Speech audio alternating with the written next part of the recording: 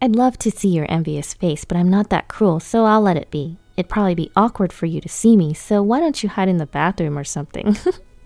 She laughed noisily over the phone, mocking me.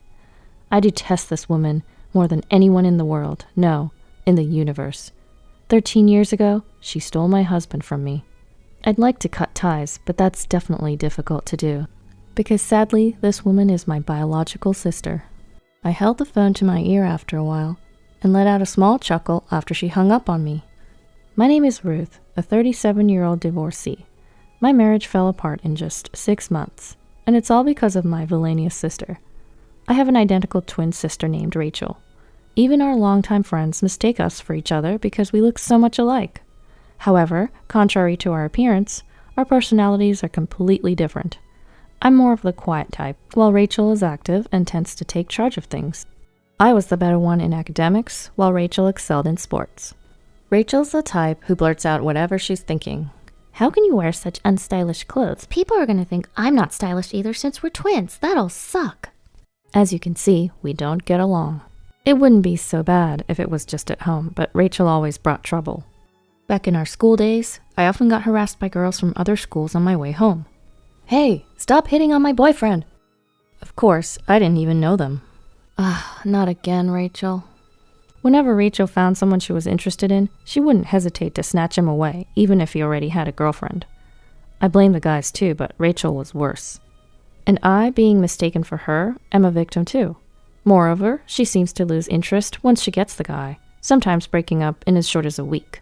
It's unbelievable. Rachel, you need to stop this nonsense. Have you ever thought about how the other girls feel, and that I'm also suffering too? To my words, she responded, An unattractive woman's jealousy is scary. Anyway, your guy, John, right? He's so dull. I doubt he'll cheat on you. Don't worry, I have no interest in him. He's not hot at all. And talked down on my boyfriend. This man named John is the despicable ex-husband who dumped me without a second thought 13 years ago. We got close because we went to the same tutoring center. He was rather quiet and made me feel at ease. His mother was a fortune teller and was well known for her accurate readings. She even ran a fortune-telling house. We graduated from the same university and decided to get married 2 years later. I had thought I would spend my life with this man, but 6 months after our marriage, my ex-husband, John, placed the divorce papers in front of me and said, "Please divorce me, I can't take it anymore, and I'm sure you know why." Sitting next to him was my sister, Rachel, with a smug look on her face. Taken by surprise, I stammered, "Huh? I'm sorry, I don't understand. Did I do something? I don't remember doing anything wrong." At my words, John banged his fist on the desk and shouted, "Really? How do you have the audacity? You've been cheating on me. Can you still deny it after seeing this?" On the desk were a few pictures showing a man and a woman entering a hotel together. But to me, it looked like I was being shown pictures of my sister Rachel, going into a hotel with some man I didn't know. I didn't understand what my ex-husband was saying at all. The man in the photo must have been just another one of Rachel's flings. No, this is Rachel, it's not me." At that moment, Rachel burst into tears and sobbed, "Ruth, let's stop this. I can't stand lying to John anymore." Then John said to my sister, "Rachel, I'm okay. You're so kind. Thank you." What am I looking at here? John glared at me and started to spew a fabricated story that was simply unimaginable. According to him, I had been cheating, and to avoid being caught, I was constantly borrowing clothes from my sister, spending my spare time at a hotel with my lover, and that I was a terrible woman. John had completely believed this ridiculous story that he'd heard from my sister. "I heard from Rachel that you've always had a bad track record with men. Even when we were dating, you were playing around with several men." I responded to my furious ex-husband, "Are you seriously saying that, John? You've been with me for several years, and you believe a story from my sister, who you've only known for half a year? Are you sane? Are you an idiot?" Perhaps he didn't like my calm response because all he could do was glare at me.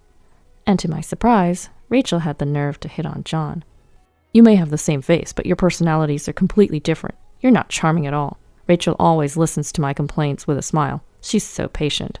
I might have married the wrong sister." I couldn't believe what I was hearing. Rachel continued to fake her tears, but I could see her grin. Rachel was always a player when it came to men, since she was a student, but ever since she started working, she had changed the type of men she targeted. She now prioritized social status and money over looks, and John, my ex-husband who worked at a major corporation and came from a moderately wealthy family, was a perfect target. She must have set her eyes on him from the time I introduced him at our wedding. My ex-husband had been completely fooled by my sister's poor acting. I never thought my ex-husband that I'd been with for so long could be this naive, and I could feel my feelings towards him fade away rapidly. You two are despicable. Do as you please, but never show your face in front of me again. I felt tears welling up, but I managed to hold them back. I filled out the divorce papers on the spot and threw them at the two of them. Knowing my cunning sister, she and John probably hadn't started a physical relationship yet. Blaming compensation seems tough. Still, if it meant those two would disappear from my life, I didn't care about the money anymore. When I returned to my parents' house after that, my parents were furious at my sister's behavior and disowned her. When asked about her reaction, she said, "Oh, really? I don't care, but if you're having money trouble, don't come begging to me, okay? Bye then." making light of even her own parents. I found out from a friend that my ex-husband and my sister got married just 3 months later. I was so stunned I couldn't even cry. I felt nothing at all. For 13 years since then, I haven't seen my sister and her husband. But one day, I got a call from a public phone on my cell phone. I always answer calls for work, so I answered and heard, hello, Ruth? I immediately recognized the voice on the other end of the phone. I don't know how you have the nerve to call me, Rachel. At my words, Rachel chuckled and said, Are you still holding a grudge? You're always so gloomy, Ruth. But whatever, I have a favor to ask. Without showing any remorse for what happened, my sister continued, I'm pregnant. Oh, of course, the father is John, who you loved so much, haha. So I wanted to let my parents know about their first grandchild. They won't listen to me, so you tell them for me. She had the audacity to command me like that, so I retorted, What are you so cheery about when you've been disowned? But she just laughed it off. How many years do you think it's been? 13 years. I think you're the only one who still holds a grudge. You're probably still living alone at our parents' house, am I right? I'm saying that I'll be the one to give them a grandchild instead of you. She's always been the best at irritating people. I'd love to see your envious face, but I'll spare you because it's too pathetic. It'll be awkward when you see me, so why don't you hide in the bathroom or something, haha, she said as she laughed out loud while I remained silent. Then she hung up abruptly after saying she would come over on the weekend. I kept the phone to my ear for a while after the call ended and chuckled. That weekend, when I was relaxing in the backyard, my phone rang. I glanced at the screen and saw a blocked number. It was probably my sister. I answered the phone, annoyed. Hey, unblock me already.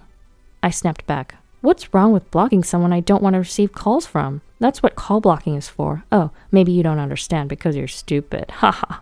I laughed sarcastically. I heard something break. Perhaps she was irritated. I've come all this way. Why is nobody home? I told you I'd come today, didn't I? Huh? You were serious? I thought you were joking. Besides, you hung up before I could tell you. I don't live there anymore. What? Judging by my younger sister's enraged and slightly shaky voice, it seems she was standing in front of the house we used to live in. However, none of us live there anymore.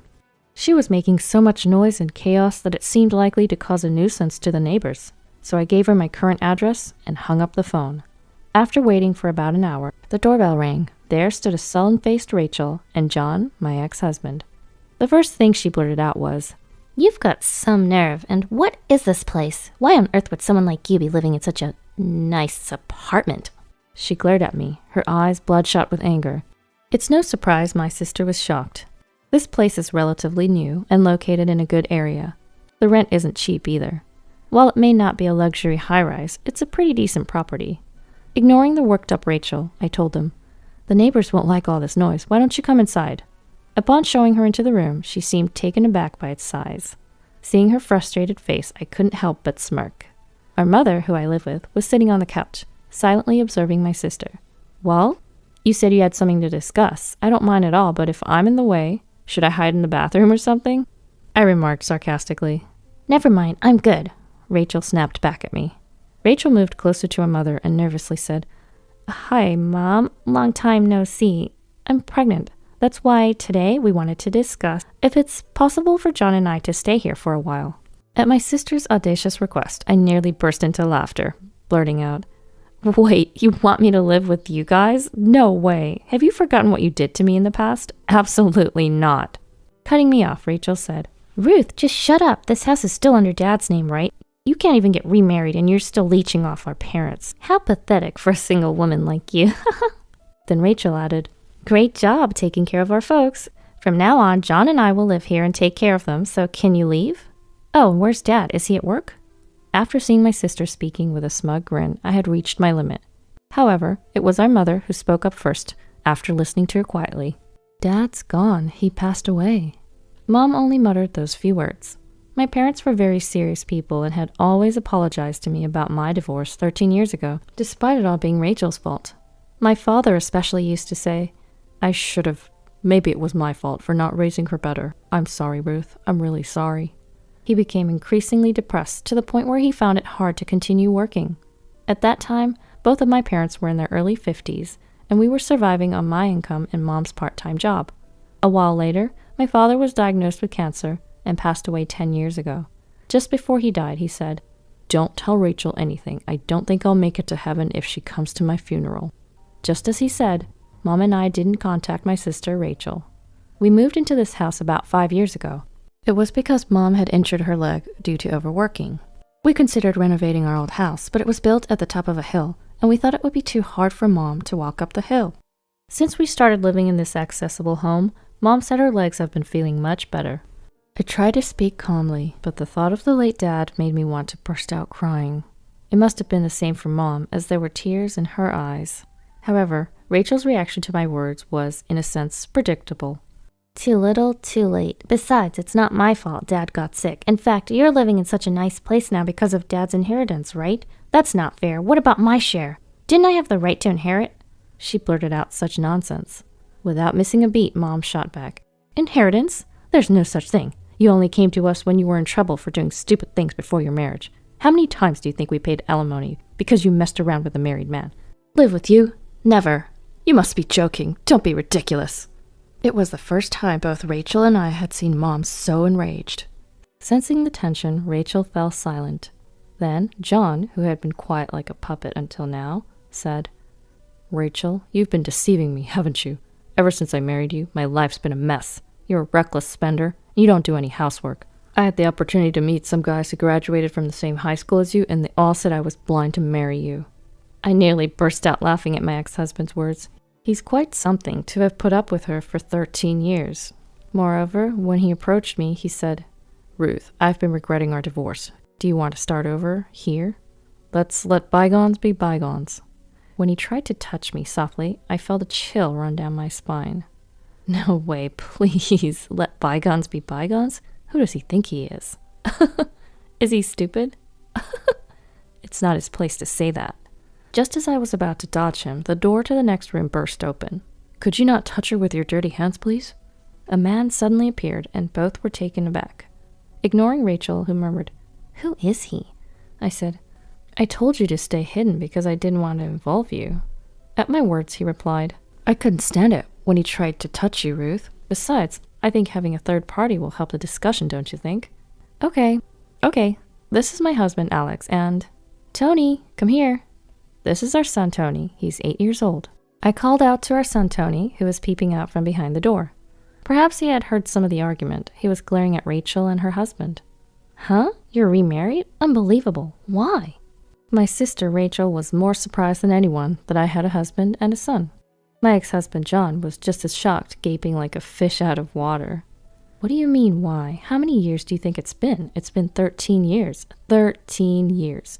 Despite all that time passing, you guys haven't changed one bit, which is surprising.